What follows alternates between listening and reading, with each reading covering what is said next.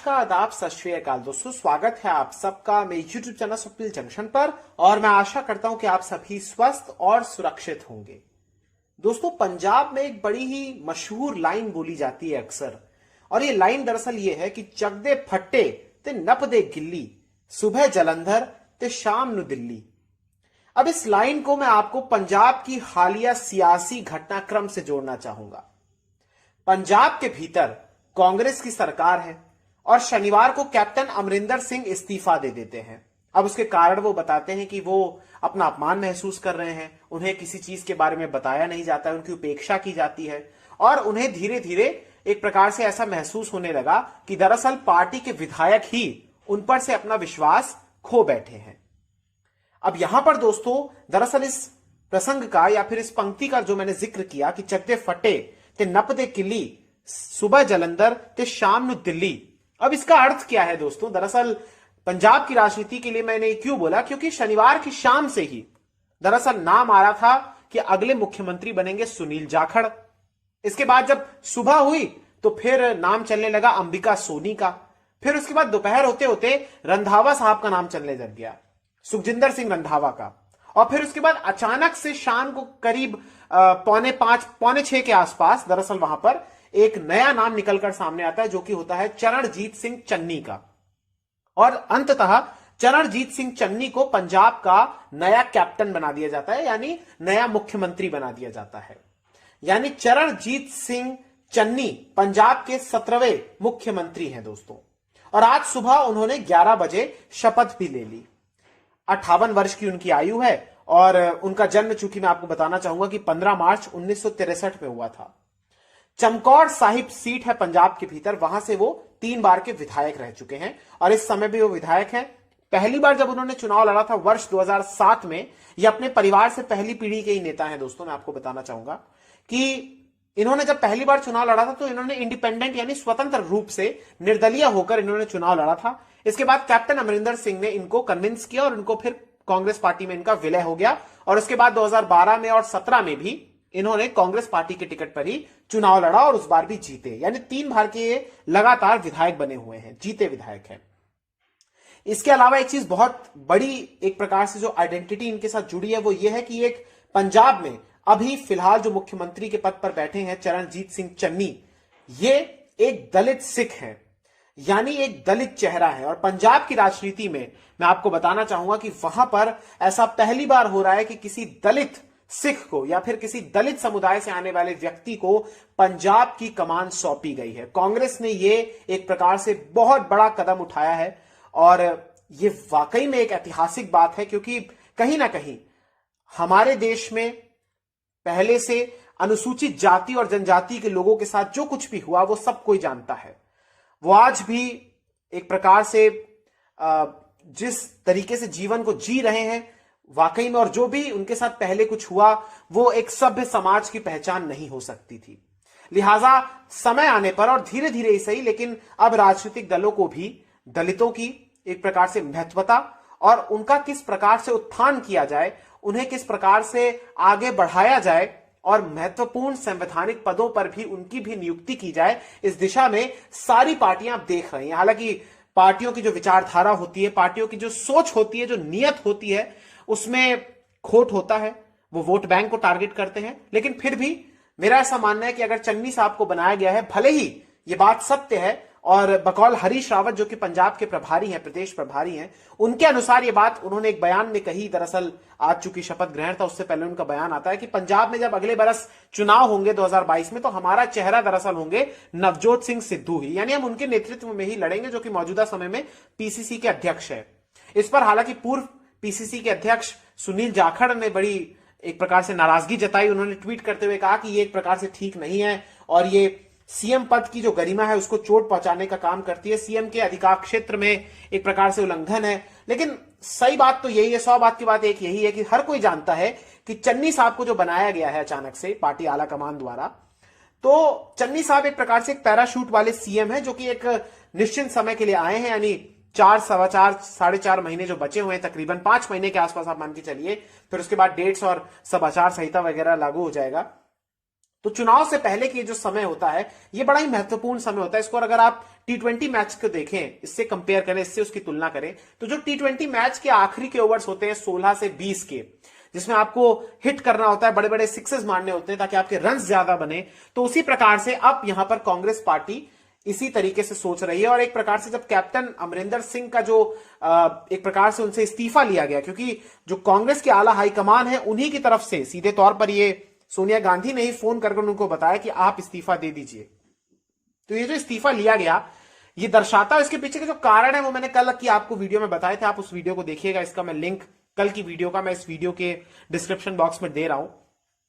लेकिन एक प्रमुख कारण यह भी था कि दरअसल जो प्रशांत किशोर हैं, जो कि रणनीतिक सलाहकार रह चुके हैं, वो दरअसल इस प्रकार से एक सर्वे उनके द्वारा कंडक्ट कराया गया और उनके जो रिसर्च वगैरह वो करते हैं उसमें ये पाया गया कि दरअसल कैप्टन की जो जमीनी स्तर पर लोकप्रियता है उसमें कमी आ रही है। लिहाजा चूंकि एंटी इंकम्बेंसी फैक्टर भी है, सत्ता विरोधी लहर से भी जूझना पड़ेगा कांग्रेस को, तो कांग्रेस को खतरा होता और कांग्रेस को जीत दर्ज करने में अगली बार यानी 2022 में मुश्किलात आती।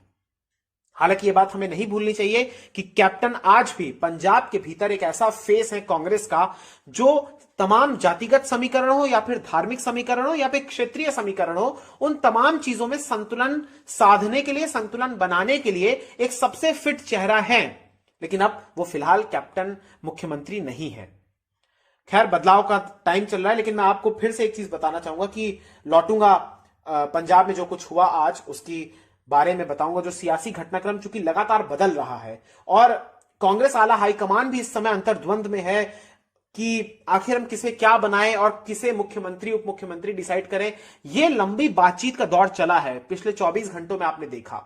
और ऐसे में जब चरणजीत सिंह चन्नी का नाम कल शाम को आता है तो उसके बाद वो कुछ ही घंटे के बाद वो जाते हैं राज्यपाल के पास, बनवारी लाल पुरोहित साहब के पास, और उनके पास उनसे मुलाकात करके समर्थन पत्र सौंप देते हैं। यहां पर एक महत्वपूर्ण बात आपको और बताना चाहूंगा, मैं परिचय दे रहा था, बीच में थोड़ा सा डाइवर्ट हो गया। देखिए, चरणजीत सिंह चन्नी ने कई सारे बड़े बड़े दिग्गज जो जिनका नाम चल रहा था, जिसमें नवजोत सिंह सिद्धू स्वयं आ रहे थे, सुखजिंदर सिंह रंधावा का नाम चल रहा था, सोनी साहब जो सोनी माफ कीजिएगा अंबिका सोनी जी जो है उनका नाम चल रहा था, प्रताप सिंह बाजवा का नाम चल रहा था, सुनील जाखड़ का नाम चल रहा था। ये 5 नाम प्रमुखता के साथ मीडिया के एक प्रकार से द्वारा चलाए जा रहे थे, टीवी की स्क्रीन पर ये रेंग रहे थे और सोचा जा रहा था, कहा जा रहा था कि अब इन्हें बनाया जाएगा, इन्हें बनाया जाएगा। जैसा मैंने शुरुआत में कहा कि सुबह किसी और का नाम चल रहा था, शाम को किसी और का, दोपहर को किसी और का, अंत में लेकिन अचानक से एक नया नाम निकलकर सामने आता है। इसमें कारण यह भी बताया जा रहा है कि जो चन्नी साहब है दरअसल ये एक लो प्रोफाइल नेता है और दलित चेहरा भी है। तो पंजाब के भीतर जो 3 प्रमुख आप कह लीजिए जातियां हैं या 3 प्रमुख जो धर्म के लोग रहते हैं, जिसमें सिख हैं, हिंदू हैं और दलित हैं, ये 3 जो हैं, जो आप इसको जातिगत कह लीजिए, धार्मिक समीकरण कह लीजिए, ये तीनों को साधना हर पार्टी को जरूरी होता है ताकि उन्हें वोट मिल सके। और कांग्रेस के लिए इसीलिए मैं कहना चाहूंगा कि कांग्रेस ने जिन लोगों की नियुक्ति अब की है उससे एक तीर से कई निशाने उन्होंने साधे हैं, बल्कि पंजाब में नहीं, उन्होंने एक निशाना यूपी में भी साध दिया है। मैं आपको बताना चाहूंगा कि दरअसल जो मुख्यमंत्री तो बने हैं चरणजीत सिंह चन्नी, लेकिन उनके साथ 2 अन्य उप मुख्यमंत्री भी बने हैं। चरणजीत सिंह चन्नी, जैसा कि मैंने आपको कहा कि अनुसूचित जाति से आते हैं, दलित चेहरा है, दलित सिख हैं, और रामगढ़िया समुदाय से आते हैं, सिख समुदाय से आते हैं। उनके साथ साथ 2 अन्य लोगों को जो बनाया गया है दरअसल डेप्यूटी उनका, उनमें शामिल है सुखजिंदर सिंह रंधावा, जिनका एक समय पर नाम चल रहा था कि वो मुख्यमंत्री बनेंगे और शाम को तो वो भेंट भी कर रहे थे लोगों से और खूब ज्यादा कई जगह ये चला भी दिया गया था कि वही अगले मुख्यमंत्री होंगे, बस औपचारिक घोषणा करना बाकी रह गया है। तो उन्हें उप मुख्यमंत्री बनाया गया है। वो एक जट सिख हैं, जट सिख समुदाय से आते हैं और जट सिख समुदाय से ही अभी तक लगातार पंजाब में मुख्यमंत्री रहे हैं। एक ज्ञानी जेल सिंह को छोड़कर मुझे याद आता है कि उनके बाद एक चन्नी साहब बने हैं, माफ कीजिएगा, चन्नी साहब भी एक प्रकार से सिख ही हैं लेकिन वो दलित हैं, लेकिन ज्ञानी जेल सिंह को छोड़कर उनके बाद कोई नहीं बना था। तो जो सुखजिंदर सिंह रंधावा है, इन्हें डेप्यूटी सीएम बनाया गया है। ये फिलहाल अभी कुछ समय पहले तक जो कैप्टन सरकार थी उसमें सहकारिता और जेल मंत्री थे। इसके अलावा ओम प्रकाश सोनी को बनाया गया है, वो 2 बार के विधायक हैं और एक बड़ा हिंदू चेहरा है पंजाब के भीतर, तो उन्हें भी डेप्यूटी सीएम बनाया गया है। इससे पहले जो नाम चल रहे थे वो नाम चल रहे थे, ब्रह्म मोहिंद्रा का भी नाम चल रहा था, लेकिन ब्रह्म मोहिंद्रा को ऐसा खबरें चली कि सिद्धू ने मना कर दिया कि ब्रह्म मोहिंद्रा नहीं बनेंगे। फिर इसके अलावा आपको याद होगा कि कल शाम तक जो नाम चल रहे थे उसमें दो नाम अलग ही चल रहे थे। उसमें एक नाम था अरुणिमा चौधरी का, जो कि दलित चेहरा थी, 3 बार से वो विधायक थी। इसके अलावा नाम चल रहा था भारत भूषण आशु का, जो कि एक हिंदू नेता के रूप में थे और उनका वो 2 बार के विधायक हैं। लेकिन इन दोनों को साइडलाइन करते हुए, दरकिनार करते हुए, पछाड़ते हुए ओम प्रकाश सोनी बने हैं और सुखजिंदर सिंह रंधावा बने हैं डेप्यूटी सीएम। ये जो नाम दरअसल दोस्तों मुख्यमंत्री के नाम की घोषणा हुई कल, वो जो नाम घोषणा की वो दरअसल की पंजाब के प्रदेश प्रभारी हरीश रावत ने। और जैसा कि मैंने आपको बताया कि इसके बाद एक प्रकार से इनके बारे में, और मैं चन्नी साहब के बारे में बताना चाहूंगा कि चन्नी साहब कैप्टन के खिलाफ बगावत का बिगुल फूंकने में जो चंद नेताओं के नाम प्रमुख तौर पर आते हैं, चंद मंत्रियों के नाम शामिल थे, उसमें प्रमुख चेहरा एक चन्नी साहब भी थे। और चन्नी साहब उन लोगों में भी शामिल थे जो बकायदा उत्तराखंड की राजधानी देहरादून आकर वहां पर हरीश रावत से मुलाकात करते हैं कैप्टन के खिलाफ। हालांकि एक ताजा अपडेट यह भी आया कि कैप्टन के घर जाकर उन्होंने लंच भी किया। कैप्टन उनके शपथ ग्रहण समारोह में तो नहीं पहुंचे थे, लेकिन उन्होंने बकायदा उनको इन्वाइट किया और फिर उसके बाद वो गए और वहां पर उन्होंने भोज वगैरह किया। इसके अलावा दोस्तों आपको कुछ और बातें बड़ी महत्वपूर्ण जो मैं आपको बताना चाहूंगा, जो कि इनसे जुड़ी हुई हैं। देखिए, चन्नी साहब जो थे, इनको राहुल गांधी का नजदीकी समझा जाता है, इसीलिए इन्होंने एक प्रेस कॉन्फ्रेंस भी की, उसके बारे में आपको बताऊंगा। लेकिन प्रेस कॉन्फ्रेंस में लगातार इन्होंने राहुल गांधी को धन्यवाद किया। ऐसा नहीं कि इन्होंने सोनिया गांधी को धन्यवाद नहीं किया, लेकिन इन्होंने ज्यादातर और ज्यादा बार उन्होंने राहुल गांधी का नाम लिया। तो राहुल गांधी के काफी निकटतम और काफी करीबी हैं ये, साथी उनके माने जाते हैं। पंजाब में जब कैप्टन मुख्यमंत्री थे, कैप्टन सरकार में, ये औद्योगिकी प्रशिक्षण और तकनीकी शिक्षा और औद्योगिकी प्रशिक्षण मंत्री थे। यानी हाई एजुकेशन, टेक्निकल एजुकेशन और जो इंडस्ट्रियल ट्रेनिंग होती है उसके ये मंत्रालय संभालते थे, उसकी जिम्मेदारी ये संभालते थे। और पर्यटन सांस्कृतिक मामलों के भी मंत्री थे। द्वाबा से ये आते हैं दोस्तों, और द्वाबा, मालवा और माझा 3 क्षेत्रों में पंजाब बटा हुआ है। द्वाबा क्षेत्र से आते थे, जहां पर जो कि दलित बहुल है। मालवा जो इलाका है वो हिंदू बहुल है, और माझा जो इलाका है वो दरअसल सिख बहुल इलाका माना जाता है। इनकी अगर शिक्षा की बात करूं तो इन्होंने बीए कर रखा है, एलएलबी कर रखा है और एमबीए कर रखा है। और इनकी पत्नी जो है वो डॉक्टर है, कमलजीत कौर उनका नाम है, डॉक्टर कमलजीत कौर। और उनके 2 सुपुत्र भी हैं। एक सुपुत्र की उनकी शादी भी अगले माह की शुरुआत में होने वाली है। तो इनके घर में एक प्रकार से डबल खुशी का मौका आ गया है। इसके अलावा एक प्रकार से मैं आपको बताना चाहूंगा कि यहां पर 2007 में, वर्ष 2007 में स्वतंत्र उम्मीदवार के रूप में ये पहली बार जीते थे। फिर 12 और 17 में ये कांग्रेस के टिकट से जीते एक बार फिर से। इसके अलावा मैं आपको बताना चाहूंगा कि शुरुआत इन्होंने जो की थी वो अपने राजनीतिक करियर की, वो ऐसे थी कि ये खरर नगर पालिका के अध्यक्ष बने थे। इसके अलावा जब पंजाब के भीतर अकाली दल और भाजपा के गठबंधन वाली सरकार थी, यानी वर्ष 2015 से 16 के बीच, ये सुनील जाखड़ के बाद पंजाब विधानसभा में विपक्ष के नेता भी रहे थे। तो ये सारी इनके बारे में कुछ जरूरी और कुछ बेसिक जानकारियां हैं। इसके अलावा दोस्तों मैं आपको बताना चाहूंगा कि इनका रुतबा लगातार बढ़ता रहा, और कहीं ना कहीं इतना ज्यादा इनका रुतबा बढ़ गया कि अब ये पंजाब के मुख्यमंत्री बन गए हैं। हालांकि इनके मुख्यमंत्री बनने के एक प्रकार से अगर मैं आपको बताऊं तो कांग्रेस ने जो निशाना साधे उसमें सबसे पहले तो ये आता है कि बीजेपी, आम आदमी पार्टी और अकाली दल, जो कि विपक्ष में है पंजाब के भीतर, वो लगातार इस बात के दावे करती है कि हम दलित को, अगर हम सत्ता में आए तो फिर हम दलित जाति के व्यक्ति को महत्वपूर्ण संवैधानिक पद में देंगे। बीजेपी ने घोषणा की थी कि हम मुख्यमंत्री बनाएंगे। आम आदमी पार्टी ने तो विपक्ष का नेता ही उनको बना रखा है, एक दलित को। जबकि अकाली दल ने बीएसपी के साथ चूंकि गठबंधन कर रखा है, तो वो भी इस बात पर मान गए, सहमत हो गए कि दरअसल उप मुख्यमंत्री के रूप में वो एक दलित को बनाएंगे।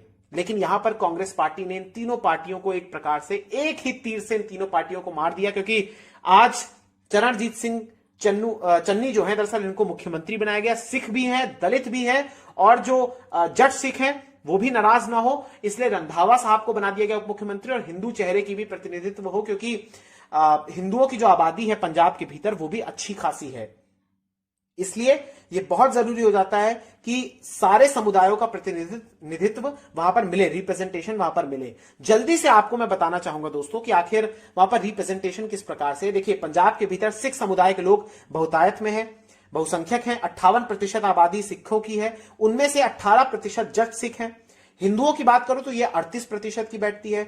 हिंदू और सिख जो दलित हैं मिलकर, वो अगर मिल जाए तो उनकी संख्या 34% है, और पूरे देश में प्रतिशत के हिसाब से, उसकी दृष्टि से, लिहाज से ये सबसे ज्यादा है। यानी देश में अगर कहीं पर सबसे ज्यादा हिस्सेदारी दलित आबादी की रहती है तो वो पंजाब में रहती है। और फिर भी आप देखिए कि एक लंबे समय से, आजादी के बाद से, पंजाब में कोई भी दलित मुख्यमंत्री नहीं बना, ये पहले बने। वाकई में आश्चर्यजनक बात है। लोगों ने बेवकूफ बनाया, लोगों ने मूर्ख बनाया, लेकिन कभी भी मुख्यमंत्री नहीं बनाया। लेकिन कांग्रेस ने एक बहुत बड़ा ये स्टेप लिया है, वाकई में सराहना बनती है। लेकिन यहां पर दोस्तों एक चीज और है कि सिद्धू के काफी ज्यादा करीबी भी माने जाते हैं चन्नी। जैसा कि मैंने आपको बताया, सिद्धू वही है जिन्होंने बहुत बड़ा एक कोशिश किया तख्ता पलट करने की कि कैप्टन अमरिंदर सिंह की सरकार चली जाए। उन्होंने अंत में इस्तीफा भी दे दिया। बाद में कैप्टन ने जो देश विरोधी और राष्ट्रीय सुरक्षा के खतरे वाली बातें कही सिद्धू को लेकर, वो बात अलग है, उसकी चर्चा मैं पिछली वीडियो में कर चुका हूं। लेकिन कैप्टन के विरोधी ये भी रहे। लेकिन फिर भी एक बात है कि कैप्टन ने चूंकि कहा था कि अगर सिद्धू को सीधे तौर पर बनाया जाता तो मैं विरोध करूंगा, तो यहां पर कांग्रेस पार्टी ने सिद्धू को नहीं बनाते हुए सिद्धू को साधा तो है, क्योंकि सिद्धू को कहा गया हरीश रावत की तरफ से कि हमारा चेहरा है, और सिद्धू के करीबी भी है, लेकिन सिद्धू नहीं है। ये एक बहुत बड़ा डिफरेंस है। और सिद्धू के बारे में यह भी चल रहा था कि उन्होंने पहले सुनील जाखड़ का विरोध किया और फिर उसके बाद उन्होंने रंधावा का भी विरोध किया, तो सिद्धू नहीं बने। प्लस कैप्टन ने भी चूंकि कहा था कि सिद्धू ना बने, सिद्धू बनेंगे तो मैं विरोध करूंगा, अपोज करूंगा, तो फिर कांग्रेस को भी इस बात का डर था कि कहीं पार्टी में फूट ना पड़ जाए, क्योंकि पार्टी में गुटबाजी साफ तौर पर दिख रही है। लेकिन अगर फूट पड़ जाती है तो इसका सीधे तौर पर नुकसान कांग्रेस को ही होगा आगामी चुनाव में, क्योंकि दो बड़े नेताओं के अहम की लड़ाई है और उसमें सीधे तौर पर टकराव जब होगा तो फिर नुकसान सिर्फ पार्टी को ही होगा, पार्टी की सीटें कम होंगी। तो कांग्रेस ने इस बात को भी ध्यान में रखते हुए ये एक प्रकार से एक रणनीति बनाई और इस एक महत्वपूर्ण फैसले को लिया। इसके अलावा दोस्तों मैं आपको बताना चाहूंगा एक कुछ और महत्वपूर्ण बात कि देखिए यहां पर पंजाब के भीतर 117 में से 34 ऐसी सीटें हैं जो कि अनुसूचित जातियों के लिए सुरक्षित है। इनमें से कांग्रेस ने पिछली बार के चुनाव में 22 सीटों पर जीत दर्ज की थी, आम आदमी पार्टी ने 9, जबकि अकालियों ने 3 सीटों पर जीत दर्ज की थी। तो कांग्रेस को यह बात पता है कि अगर हमें दलितों का वोट चाहिए तो हमें एक रिप्रेजेंटेशन उनको देना पड़ेगा, जो कि अभी तक जिस चीज से वो लोग वंचित थे। प्लस एक चीज और है कि दलितों का प्रतिनिधित्व नहीं होने पर चन्नी साहब ने कैप्टन के सामने विरोध भी दर्ज कराया था कि आखिर क्यों ऐसा नहीं हो रहा है, तो उससे भी खासा वो नाराज थे। लेकिन बहरहाल दोस्तों अब आपको ये सारी बातें तो मैंने बताई, लेकिन उससे पहले आपको मैं बताना कुछ और चाहूंगा इसके अतिरिक्त भी। देखिए आज इन्होंने प्रेस कॉन्फ्रेंस की, जब इन्होंने शपथ ली तो उसके कुछ समय के बाद प्रेस कॉन्फ्रेंस की, जहां पर सिद्धू, हरीश रावत, तमाम लोग मौजूद थे। और इनके शपथ ग्रहण में भी राहुल गांधी स्वयं पहुंचे थे। हालांकि वो लेट पहुंचे थे लेकिन वो पहुंचे थे और बड़े बड़े तमाम गणमान्य अतिथि मौजूद थे। वहां पर 40 लोगों की अनुमति थी क्योंकि कोविड प्रोटोकॉल का ध्यान रखना था। बड़ा ही सादगी के साथ सादा एक समारोह हुआ। उसमें चन्नी साहब ने शपथ ली और फिर सुखजिंदर सिंह रंधावा ने, और साथ ही साथ जो ओपी प्रकाश हैं, ओपी सोनी जो है, माफ कीजिएगा, उन्होंने भी ली शपथ।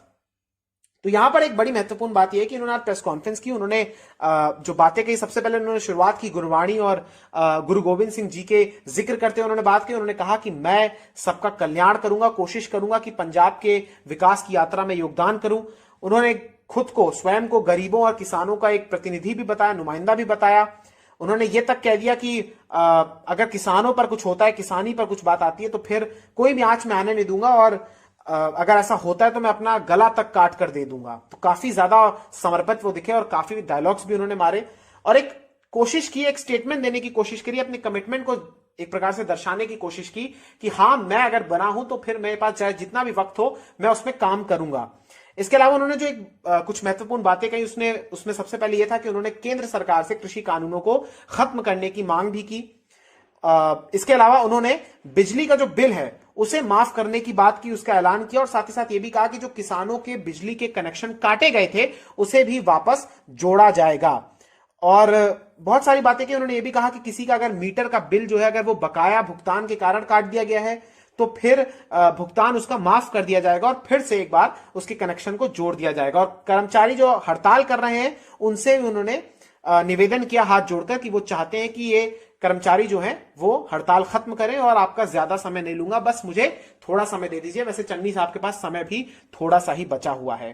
तो ये प्रेस कॉन्फ्रेंस बड़ी महत्वपूर्ण थी। अब आगे देखना है कि आखिर काम क्या करते हैं। लेकिन जब आप यहां पर सारी चीजें अच्छी अच्छी सुन रहे हैं तो यहां पर कुछ विवाद भी इनके साथ जुड़े हुए हैं, क्योंकि चन्नी साहब के साथ जो विवाद जुड़े हैं वाकई में बड़े अजीबोगरीब उनके साथ जो विवाद है। उसमें सबसे पहले मैं आपको कुछ की जानकारी देना चाहूंगा। एक सबसे ज्यादा जो उनका एक विवादित चीज जो उनके साथ हुई वो थी मी टू कैंपेन। दरअसल इन्होंने साल 2018 में इन पर एक आरोप लगा कि इन्होंने एक वरिष्ठ महिला आईएएस ऑफिसर को आपत्तिजनक मैसेज भेजा, अश्लील मैसेज भेजा, और उस समय यह भी बात निकलकर सामने आई थी कि कैप्टन अमरिंदर सिंह ने चन्नी को माफी मांगने के लिए भी कहा है।